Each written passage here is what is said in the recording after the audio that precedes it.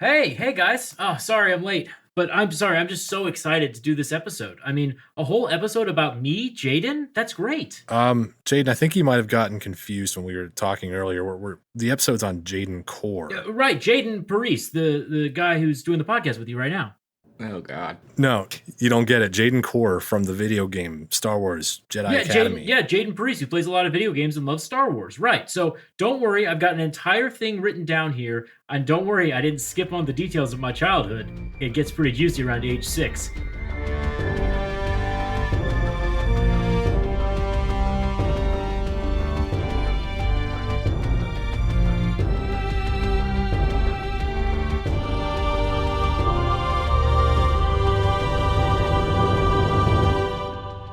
And that's when I learned Jeremy wasn't my friend, but just a guy trying to have my juice box every single day. Thank you so much for that, Jaden. Absolutely. And welcome to Lore Party, the podcast that explores the stories, characters, and universes of our favorite video games. I'm your co-host, Connor, joined by the irreplaceable, is a kind word for it, Jaden Paris. Aww. And of course, Lawerence Kelly. How are you guys doing tonight? I thought you would introduce me as everyone's favorite dark side sympathizer, but that's okay. We'll get into that. Here we go again. Before recording, Lawerence was explaining to us why the Jedi were useless and how they suck so bad, and it got heated, so still kind of raw about that. And the worst part is he's not exactly wrong. Yeah, that's what I hate about it. But anyway, that's beside the point. What we're here to talk about is someone we all know and love, Jaden Korr, not Paris. You keep talking about me, guys. I'm right here. Jaden Korr, of course, the protagonist of Star Wars Jedi Knight, Jedi Academy. Jedi Academy, of course, being part of the iconic Jedi Knight franchise that gave us such badass characters like Kyle Katarn. Jaden Korr, though, I think we're interested in talking about him because of his unique travels and his experiences in the Force and in the Star Wars universe. He had a very unique Jedi journey, I think it's fair to say. I describe him as the grizzled detective of the Star Wars world a little bit. Not so much in his earlier iterations, but definitely towards the end when he crossed over into the books. He just got real hard-boiled private eye type stuff going on. And in the games when he was introduced, I mean he went everywhere. His travels were the stuff of legend. He went to Hoth, he went to Bespin, he went to Nar Shaddaa, just all kinds of places, just hopping from planet to planet, all over the galaxy, fighting Darksiders, uncovering mysterious conspiracies, and just saving the galaxy, and being a part of the legendary Luke Skywalker's reformed Jedi order. And he was kind of a badass. Oh, absolutely. I mean, he took down a Dark Force user before even joining the Academy. Yeah, even before he stepped into the halls of the Jedi Praxium on Yavin 4, he chopped a dude in half with a lightsaber that we need to make clear here. He built himself with like no supervision whatsoever. This guy's a legend. When he was 14 years old, which is a little old for the Jedi. Okay, that's true. As we know, the old Jedi Council generally preferred to recruit younglings, but Luke Skywalker, when he was running the show, he just kind of said, screw that noise. I make my own rules. Or I think what he really said was that's more of a suggestion than a rule. I think we should clarify though, the game series that we are talking about is from the old canon, also known as the Legends canon. So if you're coming here just after watching The Rise of Skywalker, you're probably very confused about what we're talking about. What we're talking about is the older version of the canon. And in the old version of the canon, Luke didn't really know the rules of the old Jedi Order. I mean, he kind of got some things from Yoda when Yoda was like, he is too old to begin the training, but he didn't really take it seriously. He basically thought like, this is a new order. I'm getting rid of the other stuff, or in some cases, he doesn't even know about the old stuff because the Emperor had so much fun with burning all the old information on the Jedi Order. So he was like, I just got to make it up as I go along. I was old when I learned, so older people are allowed in my order. Yeah, he was very much starting from scratch, and I think on some level trying not to repeat the mistakes of the old Jedi Order, but at the same time, like you said, improvising a lot too. So that's where a lot of the improvements came from, because he was just coming from a place of, I'm kind of making up as I go. Anyway, let's talk more about Jaden Korr and just how cool he is, and just kind of get inside his head. Like we've established, he was already pretty much a young adult when he came into the Jedi Order and kind of received formal training. So before that, he had this raw potential that was starting to manifest. And I think there are some old Star Wars Legends stories about how he built his first lightsaber by himself. There was, his Force powers were manifesting themselves. He found his way to the Jedi Order and just became one of the fastest growing and most talented students that Kyle Katarn and Luke Skywalker had in the Praxium.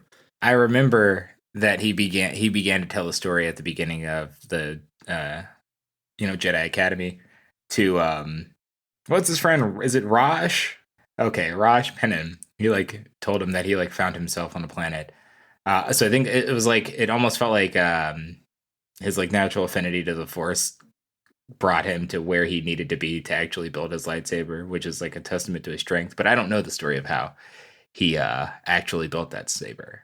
When he was growing up, he actually grew up on the planet Coruscant, and he was working for a local hut. He one day woke up, he wandered into his uncle's workshop and was like, I just need to build this thing. I don't really understand. And he just started putting it together, and all of a sudden he constructed a fully working purple lightsaber, which the purple lightsaber blade is actually extremely rare in the Jedi Order.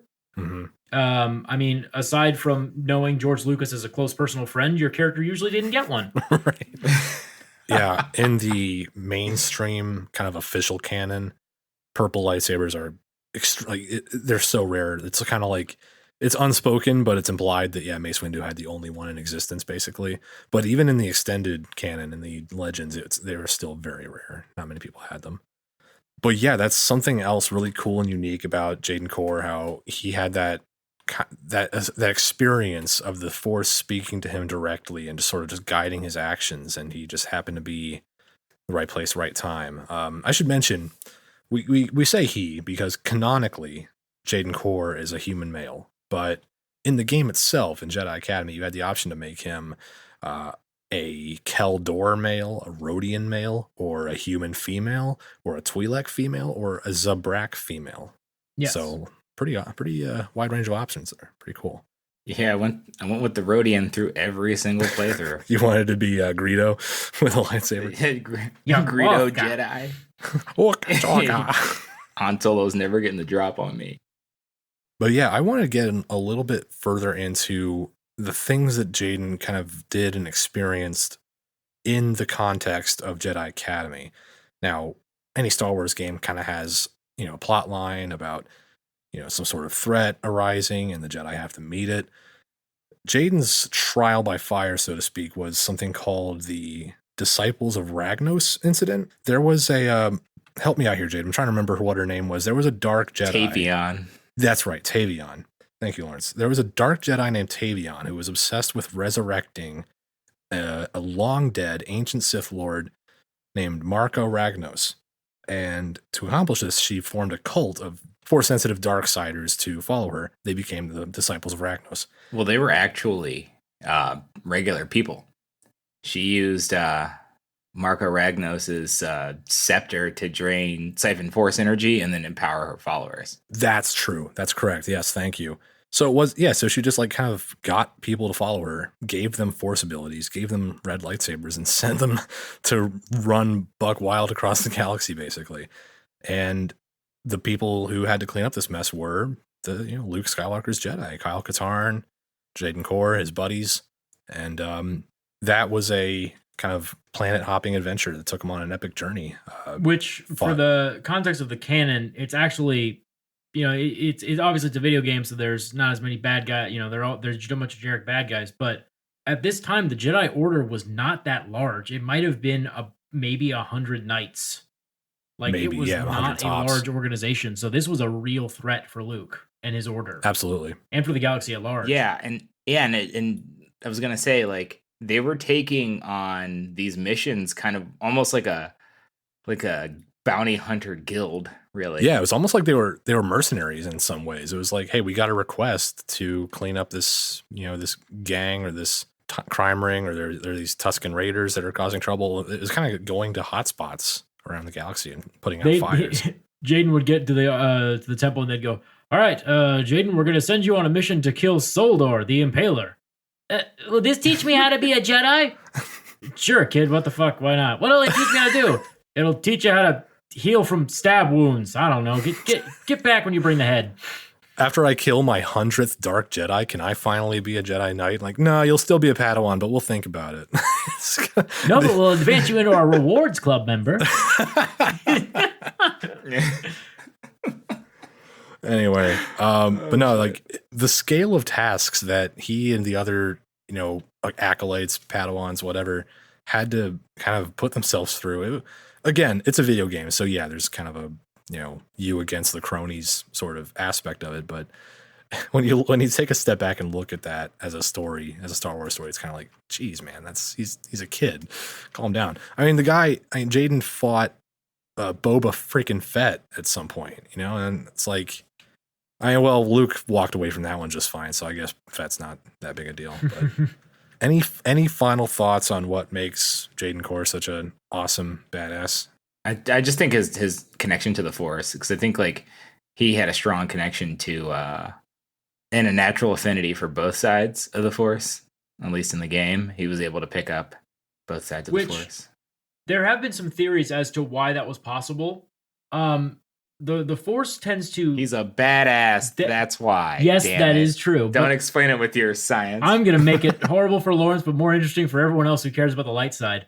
The Force naturally imbues everyone, and it can appear more powerful in others. But the interesting thing about Jaden Korr is that he was born and raised on Coruscant, which, as we all know, has kind of been a beacon for the dark side.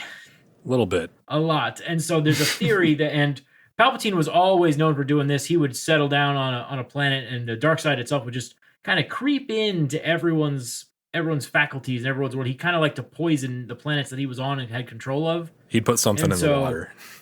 Exactly. So metaphorically. So he was literally raised in an evil environment. And also the fact that he was living on a giant city planet, everybody's very rude there. They never let you get in the cab ahead of you, all that bad stuff. I don't know. I've never been to a big city. He's basically living in Pittsburgh. He lived in space New York. No. He lived in the space Bronx. He lived in space Gary, Indiana, or and so so basically the environment that he was in, it kind of molded him into this. I would even say like just perfect middle ground where he could have flipped to the dark side or to the light. It was really up to his choices. And that's reflected in the game and some of the sort of story choices you can make, sort of the progression you can choose. It's interesting that in Jedi Academy, your character can kind of branch out into multiple Force powers, and that includes abilities that are generally considered dark side powers like Force Lightning. But early on in the game, Kyle Katarn tells Jaden Korr, it's not about the power itself. No ability is inherently good or evil. It's how you use it. And I think that's actually a weird kind of digression from what we're used to seeing in the movies. I guess the movies are a little bit more black and white. Like if you have a red lightsaber, you're evil. If you use Force Lightning, you're evil. But in Jedi Academy, maybe because Kyle Katarn has a more nuanced outlook on what good and evil means, he might say something like, hey, it's not about what you can do. It's about how, what you use your abilities for. So I always thought that was an interesting sort of counterpoint to the old canon. It really comes down to the philosophy that Luke's order was founded upon. The old order defined everything as black and white. Either you were a dark side user or you're a light side user.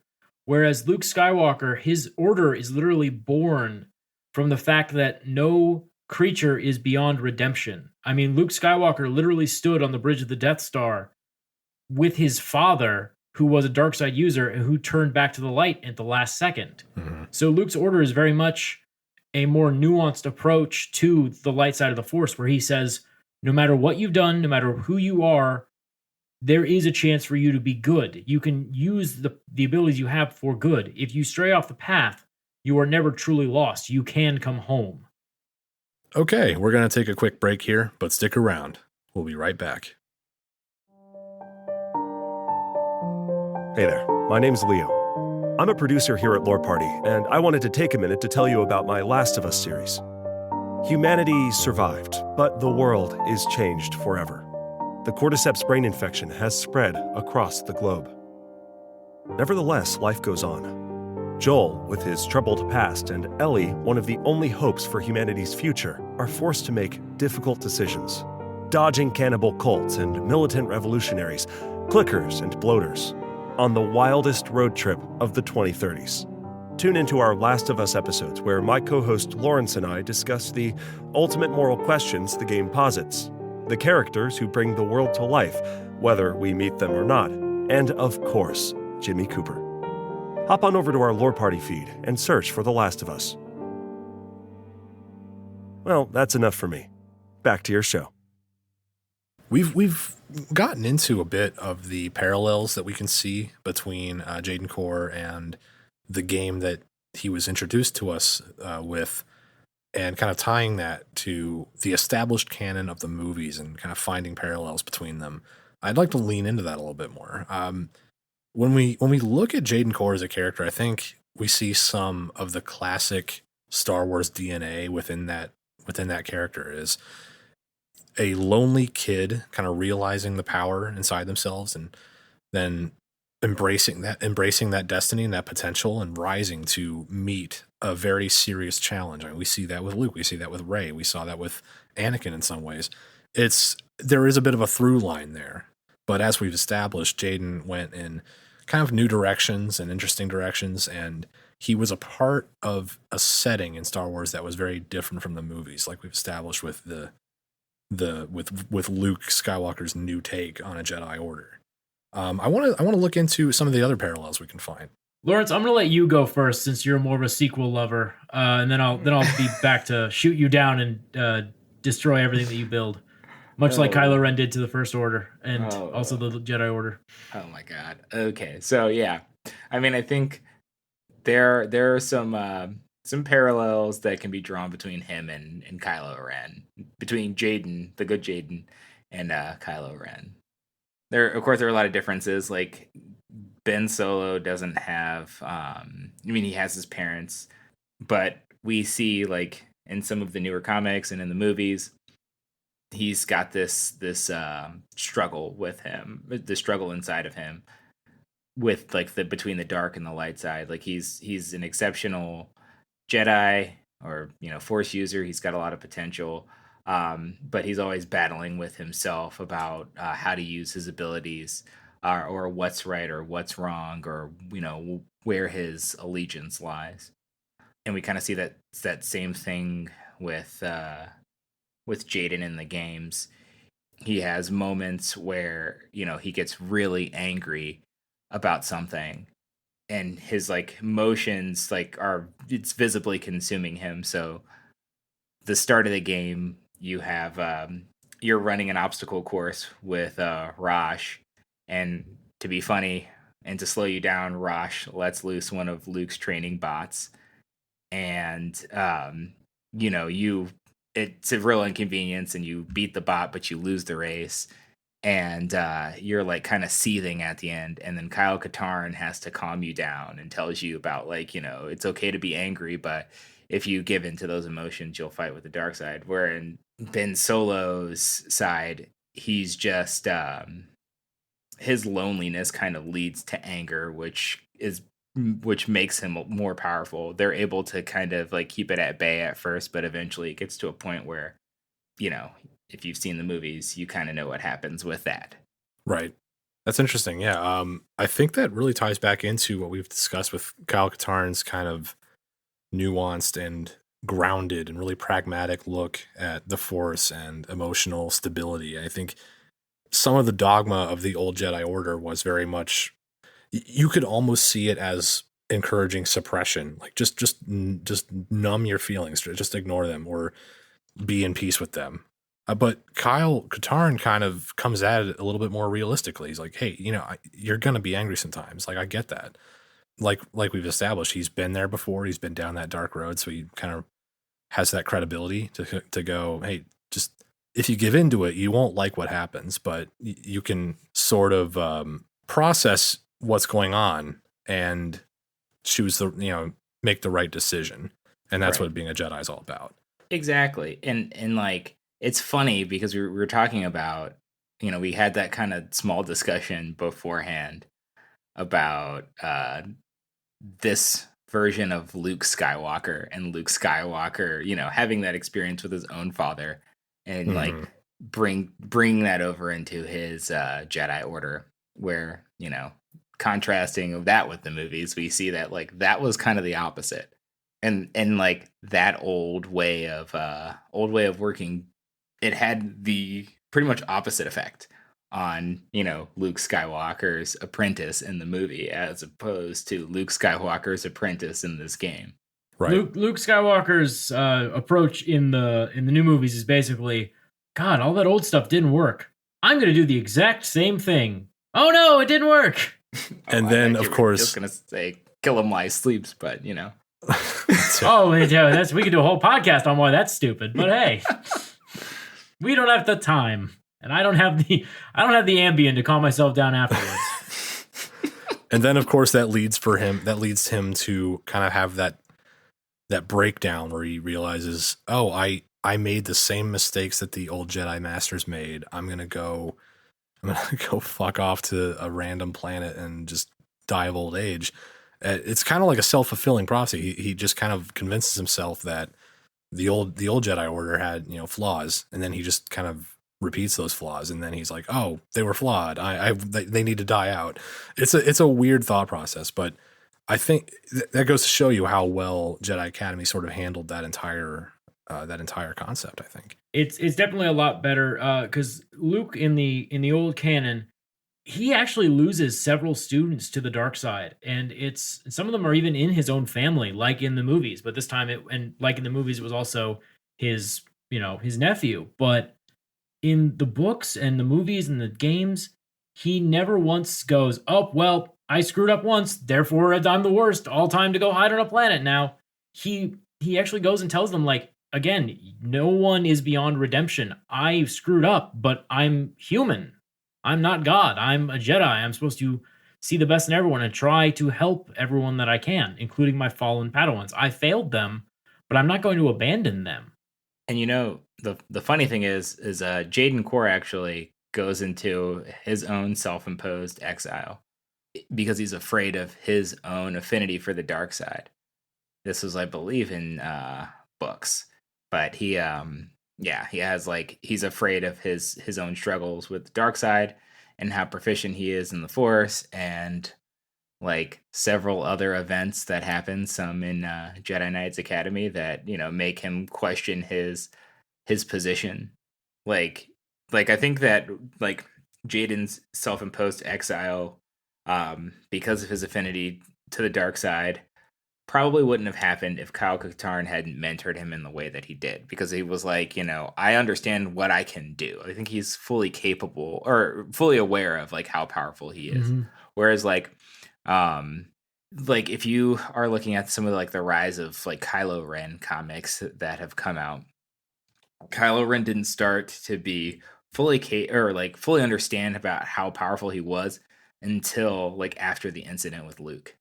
Like he was confronted by some of the remaining students, and he tried to like beg and plead his way out of it, and then he eventually got angry and used the Force to push them all back. And I think you have a guy who's like not self-aware and is just kind of like loafing around the galaxy being overpowered because he didn't get like. Don't you mean Starkiller? Kind of, yeah, pretty much. Yeah, pretty much everyone who gets that old shitty style of training where they're like, probably don't get mad. Like, yep. Just don't do it. Trust me. We would prefer you not to get angry. That's our guidance. I don't get angry personally, so you shouldn't either. It's so funny. It's like a youngling comes to a Jedi Master. Like I'm not feeling that great. I feel confused and I feel some conflict in me, and I'm a little upset about some things, just in general. The Master's like, I've never had that problem. There must be something wrong with you. It's never happened to me before. Just like, crazy kids. What the hell are they even talking about now? What are they? Yeah, what language are they? I don't even know anymore. Right, with your rap music and your anger. What is this shit? Your rap music. They didn't have this when I was a Padawan. Your space rap. Damn cantina music. I think that is all I had to talk about regarding Jaden Korr and his unique place in the Star Wars universe. But do you guys have any final thoughts before we wrap up? My final thought would be this: Jedi Knight, Jedi Academy, and Jedi, all those games, they basically, at least to me, show the most realistic version of a future where Luke Skywalker is a Jedi Master and builds a Jedi temple.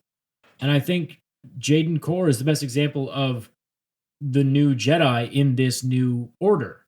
It shows that they're not perfect, and that Luke's students are not going to be perfect, and his teachers are certainly not perfect, but he works with them, and he works to find ways to help them to grow in their understanding of the Force and to become the Jedi that they are all meant to be, all while countering the dark side wherever it may appear.